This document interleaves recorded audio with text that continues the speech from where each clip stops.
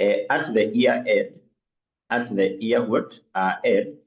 basically when preparing what? When preparing a financial statement. So in this topic, you're going to look on various early adjustments.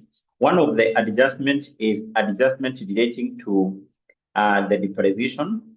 The other one is adjustment relating to prepaid and also the accrued expenses. So number 3, we have the prepaid and also accrued incomes. And number 4, we have adjustment for something called the bad debts, which are written off, and also something called the provision, stroke allowance for doubtful debts. So basically, these are the adjustments which are made at the end of the year when preparing the financial statement. I want us to start with the first one here, and that is the depreciation. So what do you mean by depreciation? Depreciation, basically, this refers to the estimated loss of money value of the asset.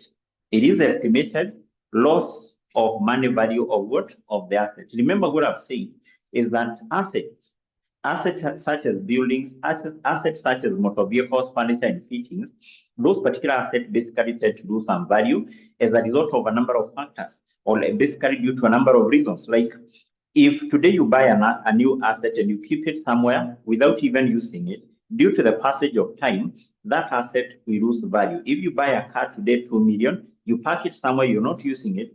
After 1 year or basically 2 years, you can't sell it at 2 million. Due to passage of time, it loses value. Number 2, I've said, whenever you're using some asset, due to wear and tear, those particular assets will do what? Will lose some value. So therefore, basically at the end of the year, a business must estimate the loss of value of what? Of the asset. So therefore, first of all, you can say depreciation. This is the estimated loss of money value. Loss of money value of assets due to what? So assets will lose value due to what? Number 1 is due to passage of time. Number 2 is due to use. Whenever you're using an asset automatically will lose some value. Number 3 is due to wear and tear. So asset wear out and also tear. As a result of this, asset will do what? We lose some value. So asset can also lose value due to obsolescence. Obsolescence basically is whereby maybe the asset is no longer needed by the company. Maybe a company had acquired a small machine. That machine cannot be used by the company. So in that case, we may say that asset is worthless as far as that company is concerned. The asset is no longer needed. So basically that asset is what?